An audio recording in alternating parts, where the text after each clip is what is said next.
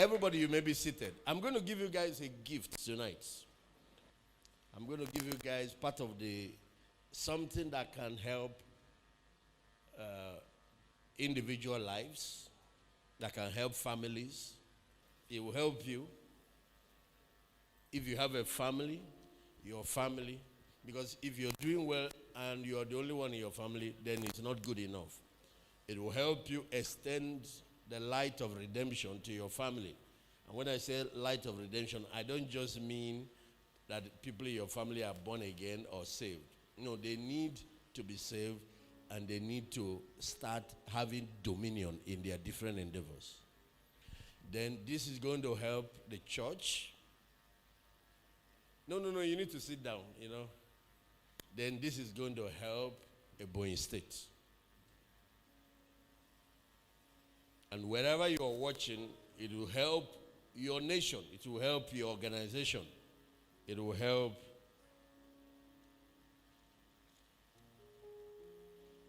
Let me say this, especially for those who are leaders, politicians, men of God here. I'm from Southeast Nigeria. My wife is from Abia State. So I have a special burden for Southeast. Special burden. I have a tremendous love for this country called Nigeria, and I have a special burden to this part of the country because that's where I'm from. You want your Jerusalem to be in order. Jesus sent us to the whole world. But like Paul, I have a burden for my own people. While we are blessing the whole world so that the home front will not be in disarray. So whenever I have assignment in any part of Igbo land, double grace rests upon me because of the apostleship the Lord has given us over our own people. You have to know that God raises Moses for his people. I'm not saying to call me Moses, but he does that.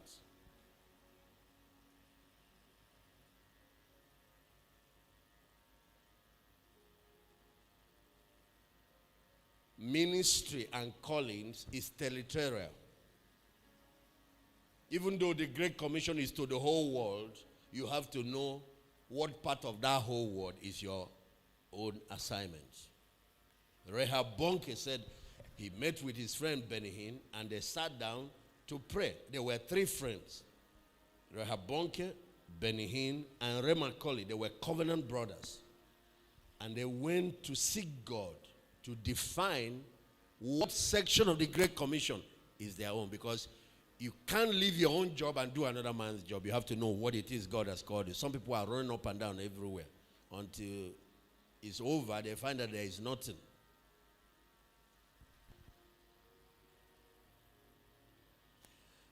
And out of that period of discerning the will of God and prayer,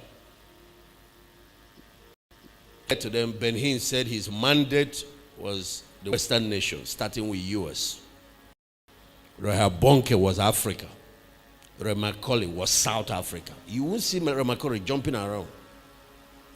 He built Rema Church, set the highest standard South Africa had. And that inspired thousands of ministers across that nation. And his was pastoral. He went for training under Kenneth Hagin, came back, built Rema Church. There is no branch of it in Nigeria. There is no branch of it. It's not his assignment. People just think just because somebody else is doing something, Bonke is traveling every nation. As a Remakori, you need to be traveling every nation. You know, if it is the thinking here, since Bonke is your friend, you'll be following him and planting churches everywhere. Not everybody is called to do that. You're going to create problem you don't have capacity to handle. Find your calling and stay in it. I'm talking to leaders. That's how it is in business. That's how it is in other areas. Money with this, create a foundation and use it to touch lives. There are people called into politics. There are those called into business. There are those called into ministry. There are those called into education. All these are callings, my friends. Ambition is driving us crazy.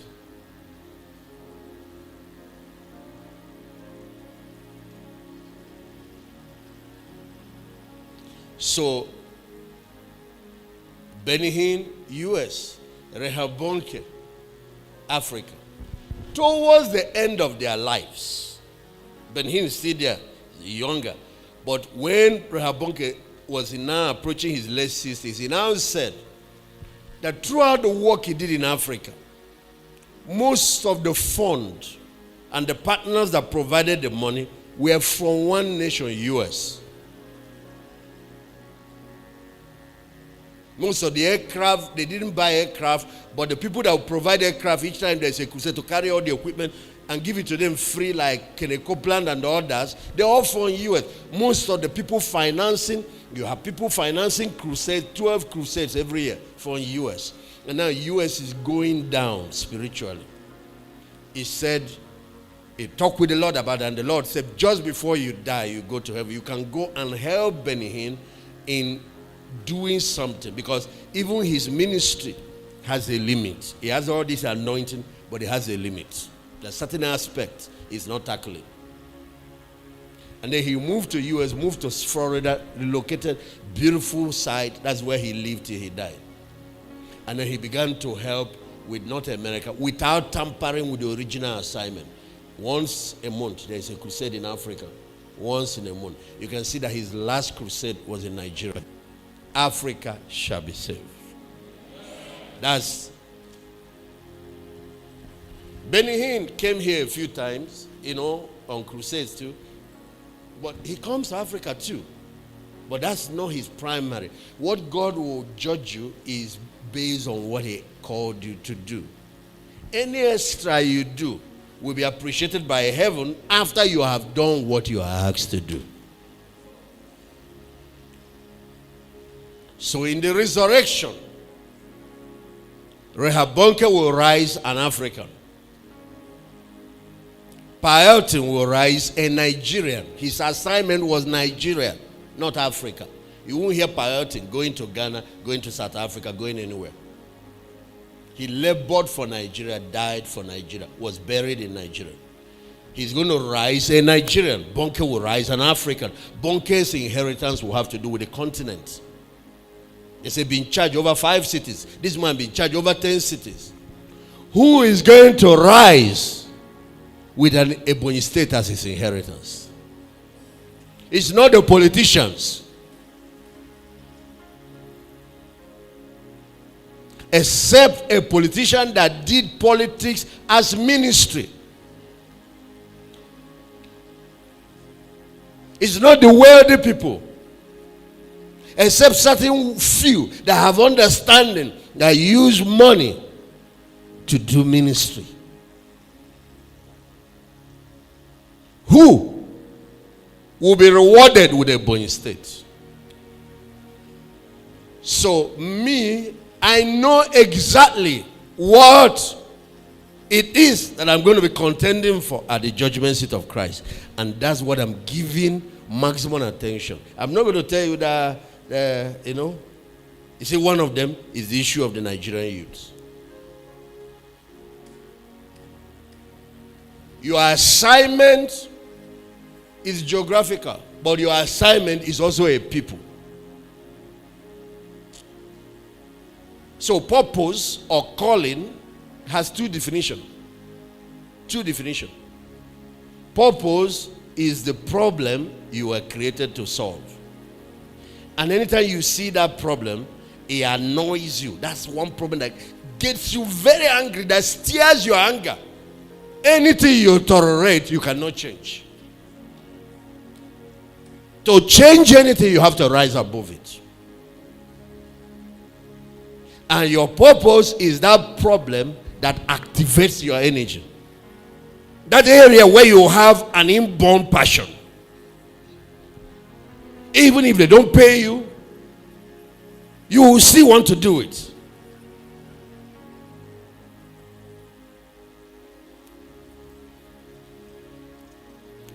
So that's why I'm burning my life for the young people. There is another thing I won't tell you. But you heard what I said about our people. Uh-huh.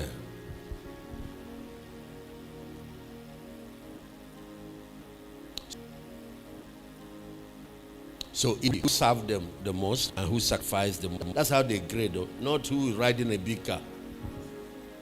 It's who served. It's servant leadership that God rewards. Who wants to be the greatest among you is the one that will become your servant. And then who sacrificed the most. So when Jesus returned, do you know who will rule Israel? It's not David. He told his apostles, you will sit on 12 thrones ruling over the house of Israel. So each tribe of Israel, one apostle, and Judas lost his own because of greed, money. And once they start ruling, no election again. And then they will look at the national level. And it's going to be hard. They'll probably have the elders council 12. And I'm sure Abraham and all the patriarchs will be there. But then they look at the national level. It's then they will know whether David qualifies to be there. Whether the level of sacrifices he made for Israel beat every other person. I don't know. Because Jesus is not going to be king of Israel. Jerusalem is going to be his international headquarters. The seat of the global government will not be in Washington or in US. It's going to be in Jerusalem. He sits there to rule the whole world. What he gave his life for was not just for the Jews. He died for the whole world. That people are getting saved all over the world. People are being healed all over the world. It's because of the sacrifice of Christ. And that's what he's being rewarded for. What will you be rewarded for? So there has to be a regent that rules Jerusalem. That rules Israel from Jerusalem. It's possible. I've been doing comparison among the ones that made tremendous sacrifices. David made. Then, I don't know if David's sacrifice beats the sacrifice of Paul. But Paul is not about Jerusalem. Paul is about the Gentiles. But Paul's ministry did not touch Africa. He touched Asia Minor and later to Rome. That's where his reward will come from. You are not going to collect another man's crown. You're going to collect what you labored for. When you realize this, you get serious. Who will be given a Ebonyi state? Because the other ones will probably be local governments and then down to wards. It's like who will be given Eastern Nigeria. It's not the oppressors who are looking for how to cheat their own people. It's who is burning his life for. And so what I do is I look for the highest standards of sacrifice, of service that have been set. Then I set that as my only competition. I don't compete with my generation. I don't compete with young people. I compete with the patriarchs. And then I now look for how to do greater works, how to sacrifice more. Who is going to collect a Ebonyi state? It's not who wants to be the biggest man of God. It's not who is making noise. Not who sows our brother that is dragging on the ground, collecting dust. Who buys the biggest jeep. If you like, be wasting your time and be pursuing shadow. And the age is winding up and the return of Christ is just on the corner. And soon now it will be time for reward, for report cards. Those who have sense are focusing their mind on the goal. The Son of Man came not to be served, but to serve and to give his life as a ransom. Two things, service and sacrifice. 2S decides your faith. Service, you see how he burned his life for the people. Tomorrow I'm going to be addressing your young people and your political class the same thing. Watch me every time I come.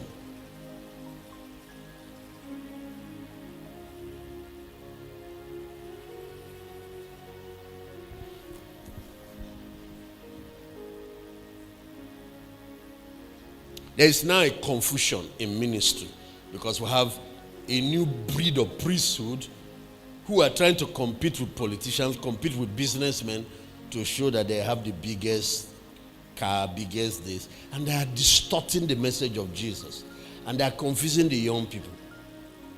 Because you don't know now which model to follow. So what the Lord told me, he said, I'll give you the same success, but then use it and point people in the right direction. Because if you don't, they will say it's because he doesn't have the money. It's because he can't afford. You see?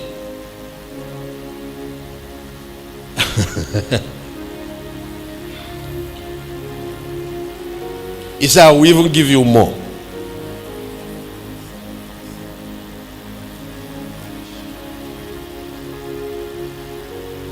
Oh Lord, I thank you.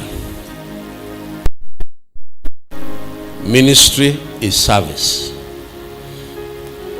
Leadership is service.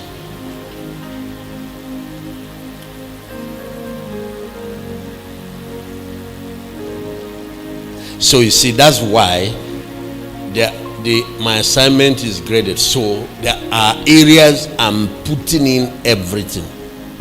Then as we now fight for the national and the global platform, because I know it's going to be very tough there. But the areas I'm burning all my bridges. I'm not burning so that you can tell me thank you. I'm burning in readiness for the judgment seat of Christ. That well done, good and faithful servant, you've been faithful over this, be in charge over. That's all. Just like he served even unto, and the Father has highly exalted him. The next will be our own time. So even if it's your family, the greatest in your family, you who are 7, 3 girls, 4 boys, your parents gave birth to. The greatest is not the one that is the richest. The greatest is the one that not only that goes beyond himself to take the burdens of others.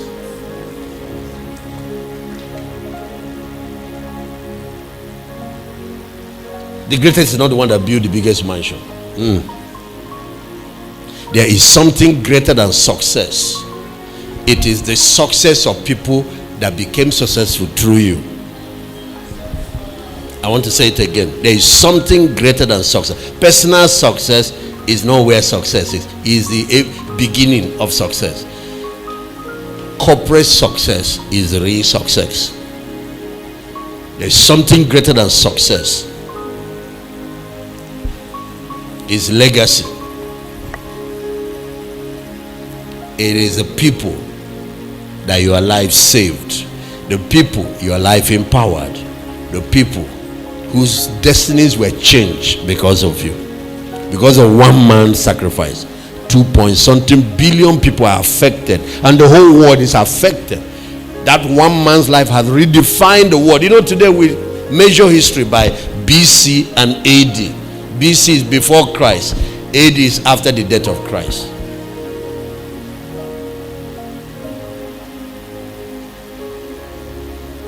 There are 2 things you will be remembered for: the problems you solved or the problems you created.